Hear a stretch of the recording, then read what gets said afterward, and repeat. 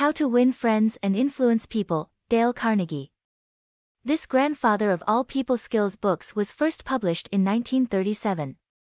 It was an overnight hit, eventually selling 15 million copies. How to Win Friends and Influence People is just as useful today as it was when it was first published, because Dale Carnegie had an understanding of human nature that will never be outdated. Financial success, Carnegie believed, is due 15% to professional knowledge and 85% to the ability to express ideas, to assume leadership, and to arouse enthusiasm among people. Carnegie says you can make someone want to do what you want them to by seeing the situation from the other person's point of view and arousing in the other person an eager want. You learn how to make people like you, win people over to your way of thinking, and change people without causing offense or arousing resentment. For instance, let the other person feel that the idea is his or hers, and talk about your own mistakes before criticizing the other person. Carnegie illustrates his points with anecdotes of historical figures, leaders of the business world, and everyday folks. This book is all about building relationships. With good relationships, personal and business success are easy. 8 things this book will help you achieve. 1. Get out of a mental rut, think new thoughts, acquire new visions, discover new ambitions. 2. Make friends quickly and easily. 3. Increase your popularity. 4. Win people to your way of thinking. 5. Increase your influence, your prestige, your ability to get things done. 6. Handle complaints, avoid arguments, keep your human contacts smooth and pleasant. 7. Become a better speaker, a more entertaining conversationalist. 8. Arouse enthusiasm among your associates. This book has done all these things for more than 15 million readers in 36 languages. A Shortcut to Distinction, a biographical sketch of Dale Carnegie. By Lowell Thomas. It was a cold January night in 1935, but the weather couldn't keep them away. 2,500 men and women thronged into the grand ballroom of the Hotel Pennsylvania in New York. Every available seat was filled by 7:30. At 8 o'clock, the eager crowd was still pouring in. The spacious balcony was soon jammed. Presently even standing space was at a premium, and hundreds of people, tired after navigating a day in business, stood up for an hour and a half that night to witness, what? A fashion show? A 6-day bicycle race or a personal appearance by Clark Gable? No. These people had been lured there by a newspaper ad. 2 evenings previously, they had seen this full-page announcement in the New York Sun staring them in the face. Learn to speak effectively. Prepare for leadership. Old stuff.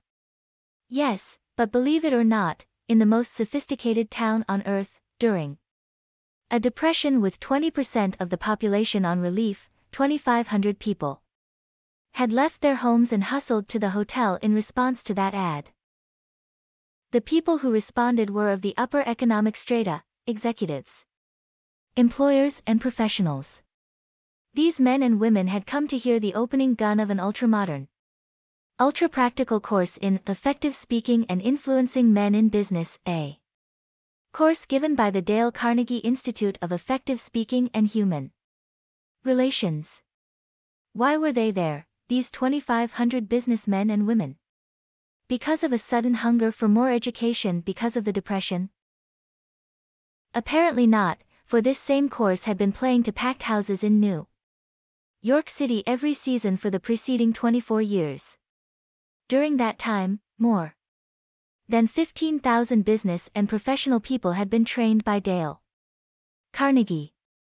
Even large, skeptical, conservative organizations such as the Westinghouse Electric Company, the McGraw-Hill Publishing Company, the Brooklyn Union Gas Company, the Brooklyn Chamber of Commerce, the American Institute of Electrical Engineers and the New York Telephone Company have had this training conducted in their own offices for the benefit of their members and executives. The fact that these people, 10 or 20 years after leaving grade school, high school or college, come and take this training is a glaring commentary on the shocking deficiencies of our educational system. What do adults really want to study? That is an important question, and in order to answer it, the University of Chicago, the American Association for Adult Education, and the United YMCA Schools made a survey over a 2-year period. That survey revealed that the prime interest of adults is health. It also revealed that their second interest is in developing skill in human relationships. They want to learn the technique of getting along with and influencing other people. They don't want to become public speakers, and they don't want to listen to a lot of high-sounding talk about psychology. They want suggestions they can use immediately in business, in social contacts, and in the home. So that was what adults wanted to study, was it? All right, said the people making the survey. Fine. If that is what they want, we'll give it to them. Looking around for a textbook, they discovered that no working manual had ever been written to help people solve their daily problems in human relationships. Here was a fine kettle of fish. For hundreds of years, learned volumes had been written on Greek and Latin and higher mathematics, topics about which the average adult doesn't give two hoots.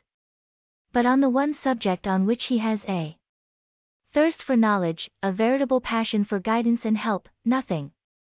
This explained the presence of 2,500 eager adults crowding into the 6 Grand Ballroom of the Hotel Pennsylvania in response to a newspaper advertisement.